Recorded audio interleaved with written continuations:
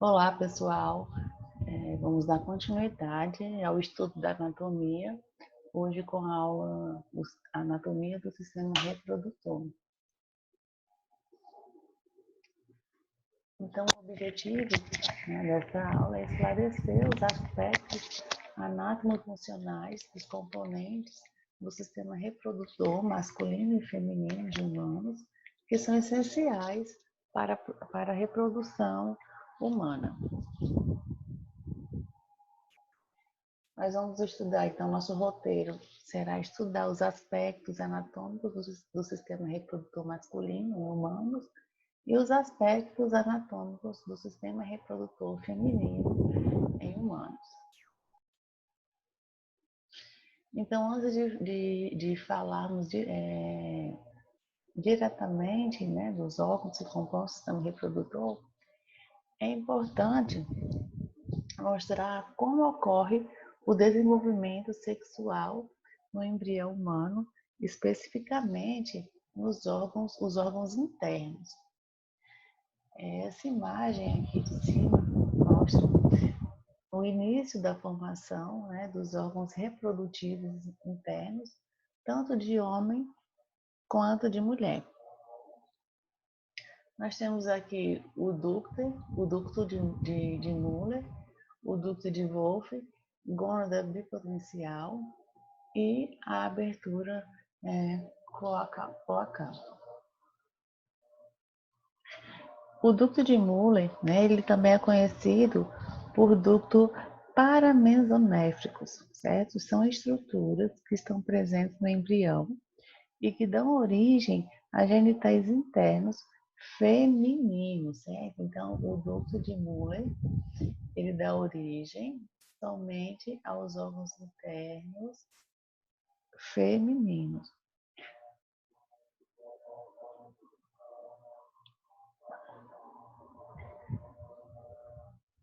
Caso se trate de uma menina, ou permanece na sua forma vestigial, caso se trate de um menino. Nas mulheres, o que é que esse ducto vai formar? Ele vai originar as trompas uterinas, o útero e a parte superior da vagina, certo? Já o ducto de Wolff, que está representado aqui por essa cor lilás, vai dar origem aos órgãos sexuais masculinos, como o epidídimo, o ducto deferente e as vesículas seminais.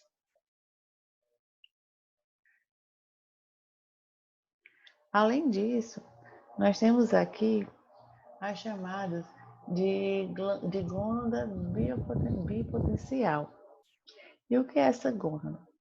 A gônada, essa específica, ela possui um córtex externo e uma medula interna. E aí, sob a influência de um sinal, durante o desenvolvimento, a medula vai se desenvolver, vai se diferenciar, na verdade, em testículo. E na ausência desse sinal, essa gônada vai se diferenciar em um tecido ovariano. Então, todo esse ciclo aqui, ele é considerado de bipotencial, porque ainda não dá para diferenciar se é menina ou menino. E isso vai durar até em torno de da sexta a sétima semana, de gestação. E nessa fase, os órgãos reprodutivos internos têm o potencial para desenvolver estruturas tanto do homem quanto da mulher. Por isso que é chamado de bipotencial, Bi, dois, então tem essas duas possibilidades. Então, pessoal, desse período até a 10ª semana, nas mulheres, como eu falei, o córtex dessa gônada está aqui, torna-se ovário na ausência da proteína SRY. Em seguida, a ausência de testosterona causa degeneração do ducto de Wolff, como mostro aqui. Então, vai causar degeneração, né, desse ducto de Wolff. O que acontece? E na ausência do hormônio, determinado hormônio, vai permitir que o ducto de Muller forme as tubas uterinas, como eu falei, o útero e a parte superior da vagina, que são essas estruturas aqui. Só que essa parte vai ocorrer a partir da 10ª semana, né, até o nascimento. Já no homem, né, após o estágio de bipotencial, a proteína que foi dita, SRY, no embrião masculino determina que a medula da gônada bipotencial se desenvolva formando o testículo. Lembra que eu falei que nas mulheres é formada a partir do córtex, e nos homens o que vai se diferenciar vai ser a parte da medula.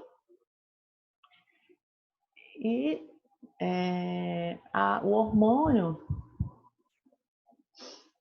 antimuleriano, liberado pelo testículo, causa degeneração dos ductos de Muller, que é no passo 2, e a testosterona produzida no testículo converte o ducto de Wolff em vesícula seminal, ducto deferente e epidídimo. E a DHT vai controlar o desenvolvimento da próstata. Já nos órgãos externos, podemos observar que, né, a presença, a partir da 10ª semana, nas mulheres, na ausência de andrógeno, a genitália externa vai ser feminilizada. Todos os órgãos já são formados. E nos homens, a DHT causa o desenvolvimento da genitália externa masculina, e os testículos eles vão descer para a cavidade abdominal, para dentro do escroto. Isso pode acontecer no final da gestação, até o primeiro ano de vida do menino. E aqui nós temos a anatomia geral do sistema reprodutor masculino, onde nós temos o pênis, os testículos, né, o escroto, a glândula uretral, a uretra, a próstata e o ducto deferente. Então, o pênis, que é o órgão, né, o primeiro órgão a ser estudado, ele é um órgão de cópula, ele é o responsável pela ereção e é formado por 3 cilindros de tecido erétil, que são 2 corpos cavernosos, né, são aqueles corpos cavernosos do pênis, e um corpo esponjoso. Então, essa região, esses 3 tecidos, esses 3 cilindros, eles têm a capacidade de ereção. Então, basicamente, o pênis é formado pela glândula, o corpo esponjoso, o corpo cavernoso, como mostrei a seta, e a raiz do pênis. Nós temos aqui, né, na parte externa, o prepúcio, que é essa pelezinha, e o freno do prepúcio, que é o que vai ligar essas regiões. O epidídimo é uma estrutura alongada em forma de C, ela realmente é em forma de C, e ela está localizada posteriormente aos testículos, na margem posterior aos testículos.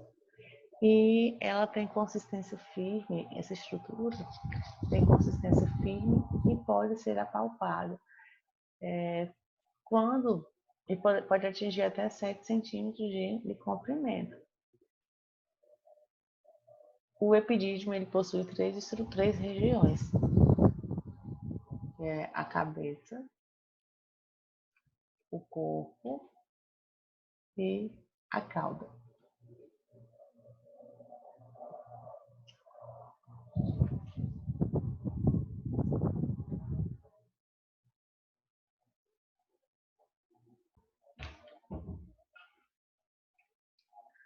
O ducto deferente, ele tem um tamanho de aproximadamente 30 centímetros. 30 centímetros. Está representado aqui, ó, com essa setinha. E ele tem 4 regiões, que é a região escrotal, funicular, inguinal e a região pélvica.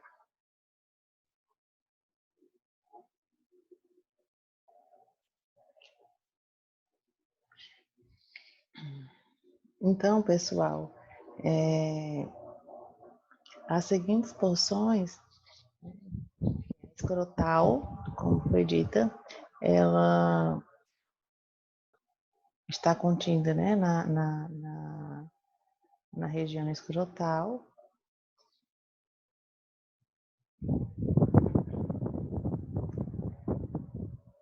A, a,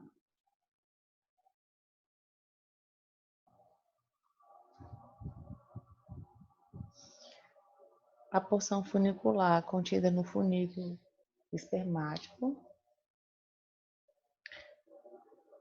A inguinal, né, contida na região, na sua região, na região inguinal, e a pélvica que está contida na pelve.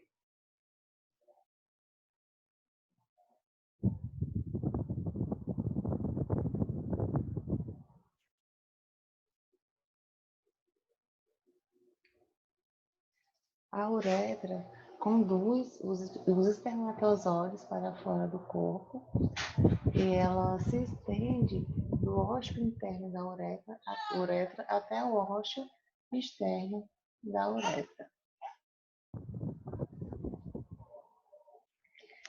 Então, a uretra vai ter as 4 partes, como pode ser observado a região intramural da uretra, a região prostática da uretra, fica próximo à próstata, a parte membranácea, que é a parte intermediária da uretra, e a parte esponjosa da uretra.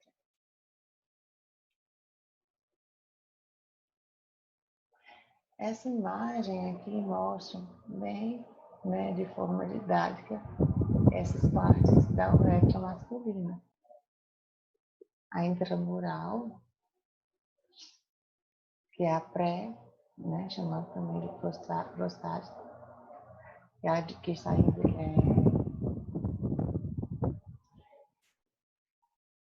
em verde, nós temos a prostática, a intermediária, ou membranácea, e a esponjosa, PME.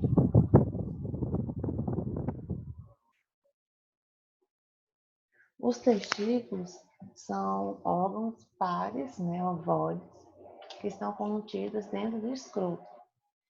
O esquerdo está, em geral, em um nível inferior ao direito, e ele tem as seguintes partes: anterior e posterior, lateral e medial, superior e inferior. E aí, vocês acham por que os testículos estão localizados fora da região pélvica, né? Dentro do saco escrotal ou escroto? Justamente que é para controlar a temperatura, que está numa temperatura diferenciada do corpo humano, e aí vai interferir na produção do espermatozoide. Então, por isso que eles estão localizados fora da região pélvica. Essa imagem mostra, né, a anatomia testicular, onde nós vamos ver bem direitinho na aula prática.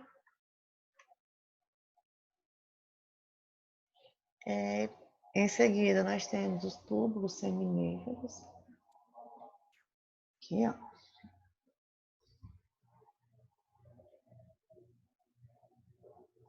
Eles têm aproximadamente 1 metro de comprimento e está localizado na periferia, com células indiferenciadas.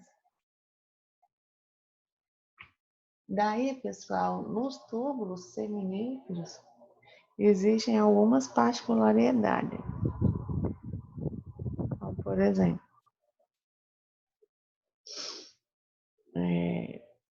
essa imagem está mostrando o quê? O lúmen, né, dos túbulos seminíferos. Além de células germinativas, os túbulos seminíferos, eles possuem também as chamadas de células de Sertoli, como mostra aqui essa imagem. E qual a função dessas células de Sertoli? Elas são responsáveis pela nutrição e amadurecimento dos espermatozoides.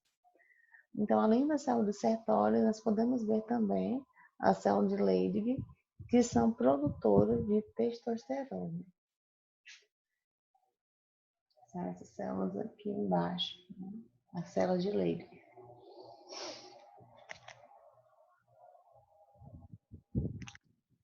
Essa outra imagem, já que estamos falando de órgãos reprodutores masculinos, nada melhor do que mostrar a estrutura, né, de um espermatozoide e suas diferentes fases, né, que do ponto de vista embrionário, evoluem até chegar na formação do espermatozoide.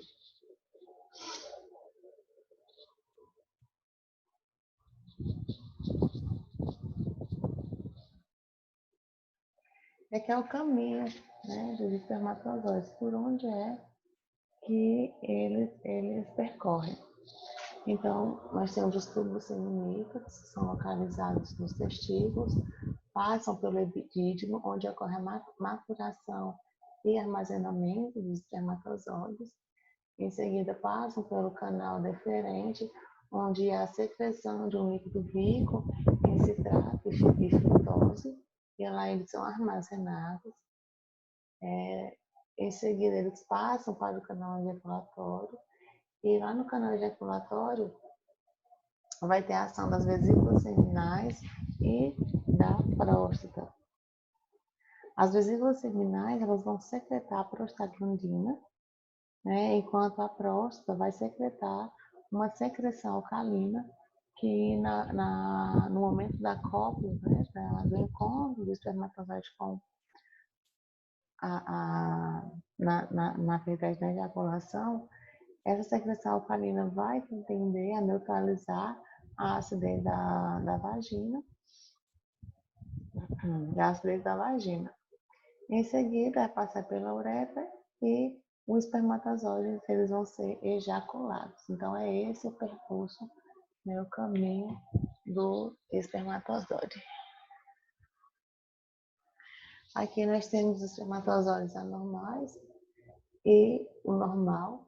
Os anormais são inférteis. Observa como eles são bem, né? E vamos falar agora um pouquinho das glândulas em anexos que fazem parte do sistema reprodutor masculino. Então, nós temos aqui a próstata, que ela tem tamanho e formato de uma castanha. Está situada inferiormente à bexiga e atravessada em toda a sua extensão pela uretra.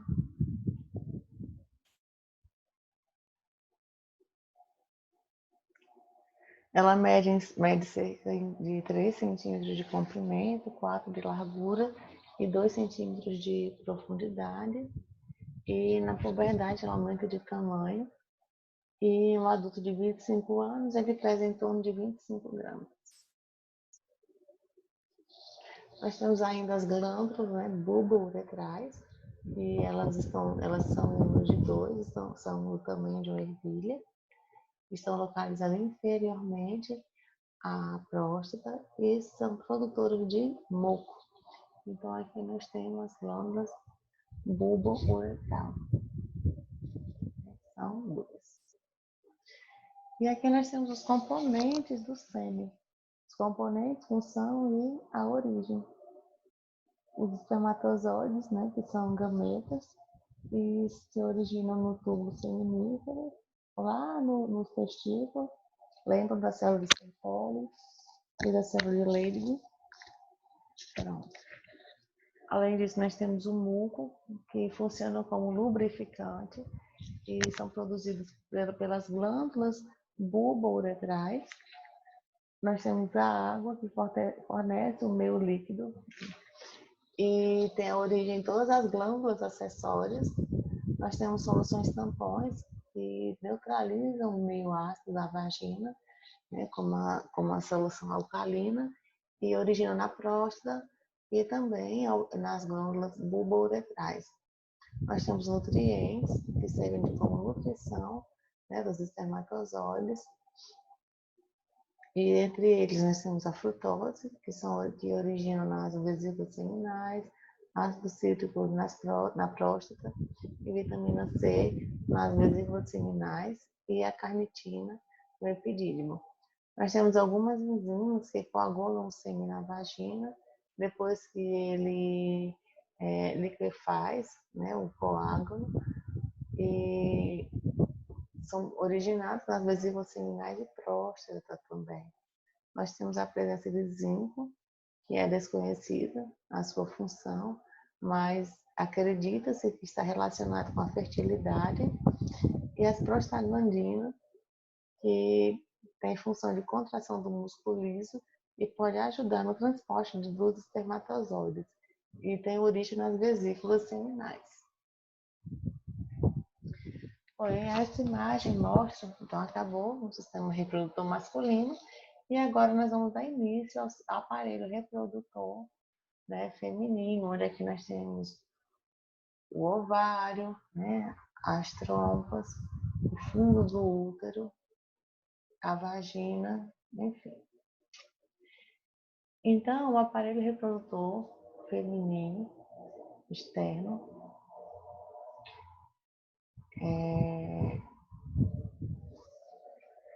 está representado nessa estrutura. E eu coloquei aqui uma pergunta: você, homem, conhece o sistema reprodutor feminino? Então, você responde onde está o clitóris. Está na região A, B ou C?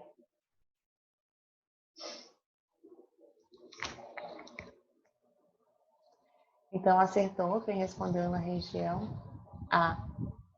Né? Nós temos os pequenos e grandes lábios, que vão delimitar a entrada da vagina. Nós temos a abertura, né, da vagina, que serve para a entrada do sistema, que é a entrada do sistema reprodutor feminino. Nós temos a uretra e sua abertura, que nesse caso faz parte do sistema excretor. Então, o clítoris é o órgão erétil dotado de grande sensibilidade e é conhecido como órgão do prazer. Já os órgãos internos, né, nós temos aqui os ovários, né, o útero, o canal da vagina e as trompas. Além disso, nós temos o ímen, né, que é essa região bem inferior, que é uma película que delimita a entrada da vagina, que vai proteger, e ela tem algumas funções, como, por exemplo, ela protege contra a infecção, né, na infância, e se rompe geralmente no primeiro ato sexual, mas não é uma certeza, porque como existem vários tipos, né, pode ser que não aconteça esse rompimento tão fácil. Nós temos ainda, né, a vagina, que comunica o útero com o meio externo, possui em média 10 centímetros de comprimento e dilata-se durante o parto ou durante o ato sexual. Nós temos o útero, que é um órgão muscular oco, que aumenta de tamanho durante a gravidez, e ele é formado pelo miométrio, que é o tecido muscular, o endométrio, que é a mucosa que reveste, né, a parte do útero. Então, o endométrio vai ser o local onde ocorre a nidação, ou seja, a fixação do embrião. Além disso, nós temos o colo uterino, que é a porção estreita, como vocês podem aqui observar na imagem, do útero, e é o local, né, propício para a ação do vírus HPV, por isso que é importante que as mulheres façam o exame todo ano, de 6 em 6 meses, para ver se tem a infecção do vírus HPV e fazer o tratamento. Nós temos aqui as trompas, né, uterinas, que vão comunicar as gônadas femininas ao útero, e ela possui 3 regiões, e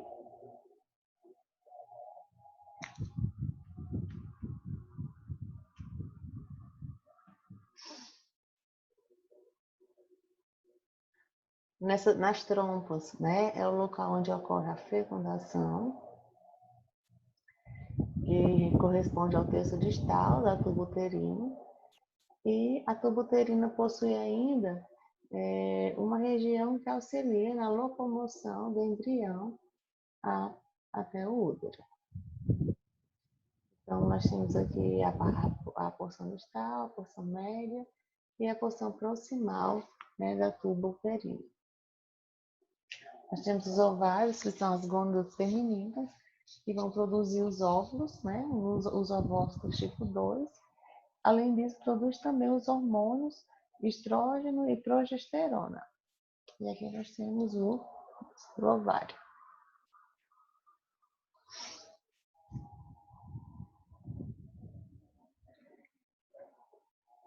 Essa imagem mostra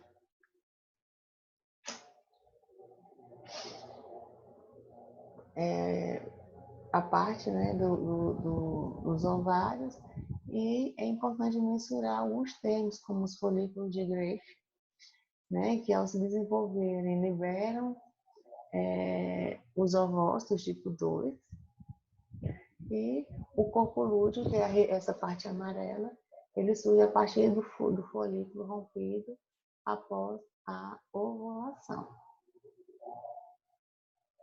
Então, aqui nós temos o folículo de Grafe e, né, a liberação do ovócito, e o corpo lúteo, que é esse amarelo que surge a partir do folículo rompido após a ovulação. Então, essa aula, né, essa parte dessa aula, como a anatomia são só as regiões, então encerra por aqui a parte do sistema reprodutor masculino e feminino.